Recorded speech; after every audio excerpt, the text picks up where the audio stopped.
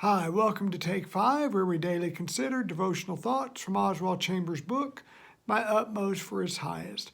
Today is January 30th, and the title of today's lesson is The Dilemma of Obedience. Samuel was afraid to tell Eli the vision, 1 Samuel 3, verse 15. Today's devotional concerns both the hearing from God and speaking for God. Chambers starts off with, God never speaks to us in dramatic ways, but in ways that are easy to misunderstand. Then we say, I wonder if it is God's voice.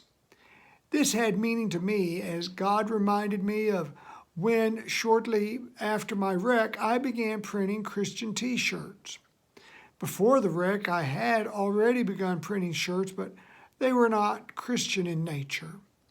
My shirt business lasted for a year or so, but it never was successful to any degree. I began printing mugs as well, but again, it wasn't a real hit, for God was not in it. I had misunderstood God as to His desires for what I should be doing. Writing only came following these entrepreneurial endeavors. At times, we think that we know what God wants us to do, and we start that direction, and though it's not bad, it's not right. Chambers gives instruction that we should be more forthright in asking God what He wants us to do. He writes, get into the habit of saying, speak, Lord, and life will become a romance. That's a beautiful sentence. Every time circumstances press in on us, say, speak, Lord, and make time to listen. That last part is critical. If you ask God to speak, then make sure you stay still and listen. It's hardly worthwhile if you already have your mind made up or you fail to intend to listen. Chambers says that as we listen, our ears will become more sensitive, and like Jesus, we will hear God all the time. The second part of our devotional concerns what I do with what God tells me. Chambers asks, do I tell my Eli what God has shown me? You have to drop down a couple of sentences to understand who he's identifying as Eli. They are those who represent the best people we know. In saying the best people, I understand that to mean those closest to us, who mean the most. Are we sharing Jesus with them?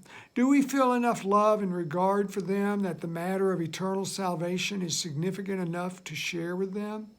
Some people make excuses that they don't know how to go and tell strangers about Christ, and the point is, you don't need to. Show regard for those closest to you to share your testimony.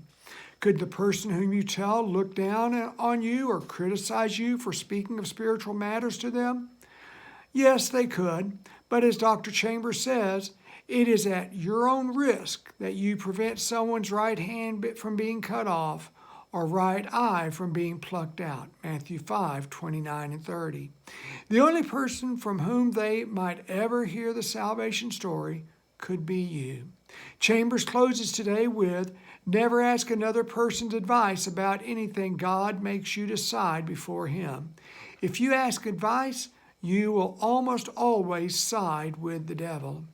Several weeks before my wreck in 2012, I mentioned to China that I felt God was telling me that she and I shouldn't be running around together, and she told me the very opposite, that it was Satan wanting to keep us apart.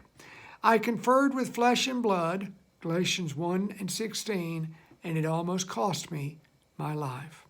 If you haven't yet read today's devotional from Dr. Chambers' book, I encourage you to do so, for it will enhance the time that we spend together. It's available free online.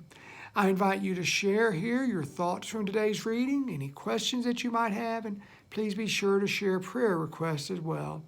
And now may God's grace and peace be ours as we seek to live our utmost for His highest. God bless you. Thanks for being here. We'll see you tomorrow. Have a good afternoon. Bye now.